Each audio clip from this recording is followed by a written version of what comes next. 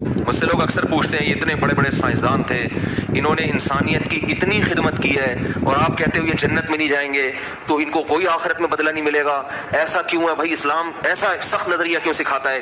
میں ان سے کہتا ہوں دیکھو ان بڑے بڑے سائنسدانوں نے آپ کی خدمت کی, جس کی وجہ سے آپ کو ان سے اتنی محبت کہ آپ کو ان کا جنت میں نہ جانا اور جہنم میں جانا برا لگ رہا ہے. تو جس اللہ نے ان پر اتنے احسانات کیے تو اس اللہ سے ان کو تعلق کیوں نہیں تھا؟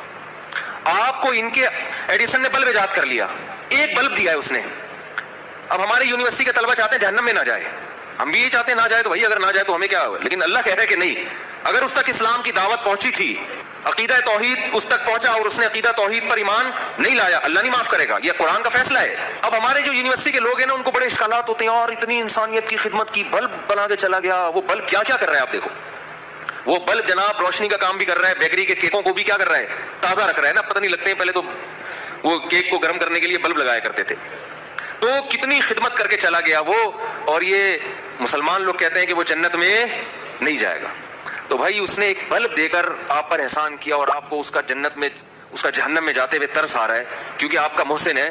تو جس خدا نے سورج دیا, چاند دیے, جس خدا نے ایڈیسن کو پیدا کیا, قرآن کہتا ہے سوکھا چارہ ہم ان جانوروں کو کھلاتے ہیں, سوکھے چارے کو تم رگڑ کے دیکھو تیل کا ایک قطرہ نہیں نکلے گا, لیکن اس جانور کو کھلاتے کیسا چکنا گاڑا دودھ اس سوکھی گھاس سے اللہ نکال کے دکھاتا ہے. اور اس خالصاً فرمایا کہ نہ اس میں گوبر کی بدبو نہ خون کی بدبو, ایک ہی فیکٹری میں اس چارے سے گوبر بھی بن رہا ہے, خون بھی بن رہا ہے, دودھ بھی بن رہا ہے, لیکن اس فیکٹری میں جہاں دودھ تیار ہو رہا ہے نہ گوبر کی بدبو آتی ہے نہ خون کی رنگت, خالصاً یہ اس کا کلر دیکھو اور مزہ دیکھو, سائغ للشاربین, پینے والوں کے حلق میں پھسلتا چلا جاتا ہے.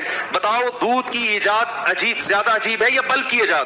دودھ کی ایجاد بلب سے کئی گنا زیادہ عجیب. اور یہ دودھ اگر ہمیں پینے کو نہ ملے, ان بلبوں کو ہم خود ٹینشن میں آ کے اپنے ہاتھوں سے توڑ کے ختم کر دیں گے. کس قدر بڑی نعمت جس خدا نے, اور یہ ایک نہیں ہے, وَإِن تَعُدُّوا نِعْمَتَ اللَّهِ لَا تُحْصُوهَا. قرآن کہتا ہے اگر ایڈیسن کی نعمتوں کو گنو گے 4-6 سے زیادہ اس کی چیزیں نہیں ملیں گی, اور وہ بھی اللہ کی دین ہوگی. اللہ نے اس کی کھوپڑی میں ڈالا ہوگا کہ تو یہ بناتے, خود سے نہیں جاتا کچھ کسی کا دماغ. اور جب اللہ کی نعمتوں کو تم گننا شروع کرو گے, لا تحصوها, تم قیامت آ جائے گی ان نعمتوں کو شمار نہیں کر سکتے. تو اس خدا سے جب تک آپ کو محبت نہیں ہوگی, اس خدا کے احکام کا التزام نہیں کرو گے, تو جنت میرے بھائی اللہ نے بنائی ہے. جس خدا نے جنت بنائی ہے وہ اپنے پرچے میں پاس ہونے والوں کو اس جنت میں داخل کرے گا. اس کا اپنا معیار ہے, جنت کا ہمارا اخپل معیار نہیں چلے گا, اس کا اپنا معیار ہے, اس معیار پہ پورا اترنا پڑے گا.